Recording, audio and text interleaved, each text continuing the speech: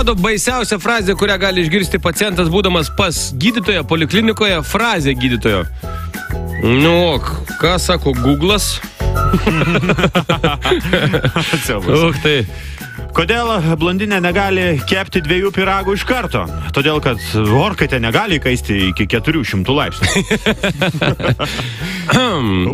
Degtinės gamykla ieško jaunų energingų vyrukų nuo 25 iki 55 metų. Pageidautina be burnos. Su ta burna. Ne, be burnos.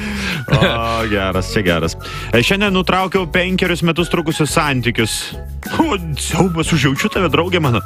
Kaip jauties santykius? Ne, aš tai gerai, tai buvo ne mano santykiai. Žodžiu, į patalpą įeina žmogus ir sako, sveiki, aš esu Mykolas, aš pavogiau barsuką iš Kauno zoologijos sodo. Visi sėdi, sako, nu atsiprašom, bet čia jūs pataikite į anoniminį alkoholikų klubą. Na, jūs galvojate, aš blaivas tai padariau. Viena močiutė buvo tokia taupi, kad žiūrėdama televizorių su labai labai mažu garsu tikėjosi, jog taip sutaupys elektrai. Mokytojas sako, nu ką, sako Andriau, nu ką aš tau galiu pasakyti?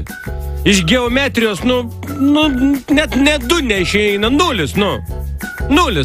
Marš į kampą. Mokytojau, o kas yra kampas? Dar vienas patarimas. Norint patikti moterims, reikia būti protingu, turtingu, gražiu, arba tiesiog katinu.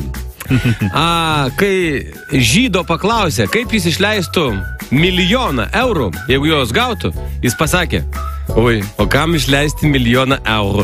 Investuočiau, o uždirbtus 1 000 000 eurų išleisčiau.